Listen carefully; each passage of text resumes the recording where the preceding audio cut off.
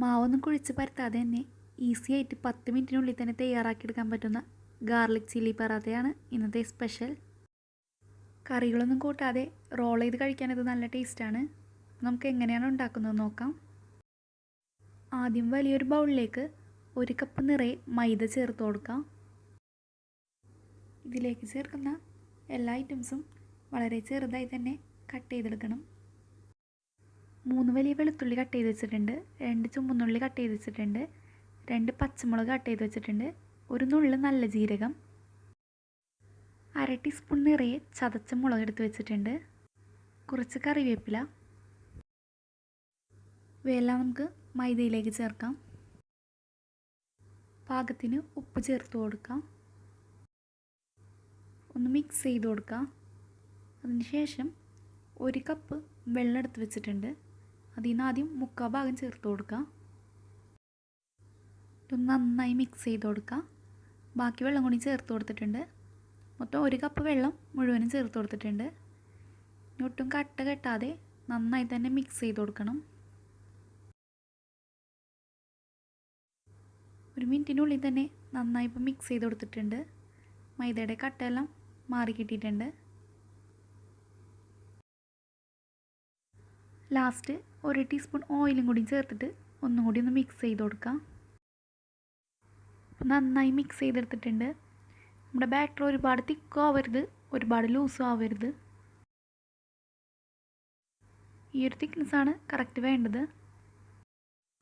മാവ് ഉണ്ടാക്കിയെടുത്ത പാടെ നമുക്കത് ചുട്ടെടുക്കാം. ചുവട് കട്ടിയുള്ളൊരു പാൻ വെച്ച് കൊടുക്കാം. പാൻ നന്നായി ചൂടാകുമ്പോൾ ഓയിലൊന്ന് ബ്രഷ് ചെയ്ത് കൊടുക്കുക.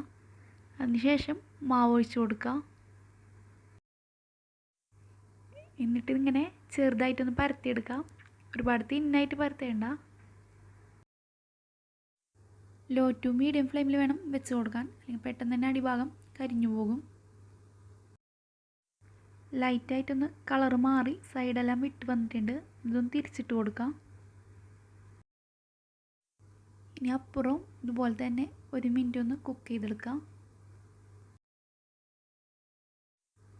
ഓയിലൊന്ന് ബ്രഷ് ചെയ്ത് കൊടുക്കാം. ഇതുപോലൊരു സ്പാച്ചിൽ വെച്ചിട്ട് എല്ലാ സൈഡും ഒന്ന് പ്രസ് ചെയ്ത് കൊടുക്കണം. ചെറുതായിട്ട് ഓരോ സൈഡിൽ നിന്നും ബബിൾസ് എല്ലാം വരും. അപ്പോൾ ഒന്നുകൂടി ഒന്ന് തിരിച്ചിട്ട് കൊടുക്കാം. അപ്പുറം ലൈറ്റായിട്ട് ഗോൾഡൻ കളറായിട്ടൊക്കെ വന്നിട്ടുണ്ട്. ഓരോ സൈഡും ഇങ്ങനെ പ്രസ് ചെയ്ത് കൊടുക്കാം. നമ്മളിങ്ങനെ ഓയിൽ ബ്രഷ് ചെയ്യുന്നതിന് പകരം വേണമെങ്കിൽ ബട്ടർ വേണമെങ്കിൽ ചേർത്ത് കൊടുക്കാവുന്നതാണ്. ഇഷ്ടമുള്ളത് ചേർത്ത് കൊടുക്കാം. ഇപ്പോൾ 2 സൈഡും ലൈറ്റായിട്ട് ഗോൾഡൻ കളർ ആയിട്ടുണ്ട്. നമുക്കിതൊരു പ്ലേറ്റിലേക്ക് മാറ്റാം. ഈ സെയിം മെത്തേഡിൽ നമുക്കെല്ലാം ചുട്ടെടുക്കാം. നമ്മൾ ചുട്ടെടുത്ത പാടെ കഴിക്കണം, അപ്പോഴാണ് കറക്റ്റ് ടേസ്റ്റ് ഉണ്ടാവുള്ളൂ. അപ്പോൾ എല്ലാതും നമ്മൾ ചുട്ടെടുത്തിട്ടുണ്ട്.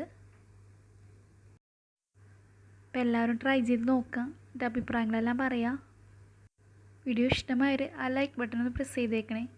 വീഡിയോ കാണുന്ന ആരെങ്കിലും സബ്സ്ക്രൈബ് ചെയ്യാത്തവരുണ്ടെങ്കിൽ ഒന്ന് സബ്സ്ക്രൈബ് ചെയ്യാനും മറക്കരുത്. സബ്സ്ക്രൈബ് ചെയ്യുമ്പോൾ തൊട്ടടുത്തുള്ള ബെല്ലൈക്കൺ ഓൾ എന്ന ഓപ്ഷൻ തന്നെ പ്രസ് ചെയ്യുക. അപ്പോൾ ഓരോ വീഡിയോസ് ഇടുമ്പോൾ മിസ്സാവാതെ തന്നെ കാണാൻ സാധിക്കും.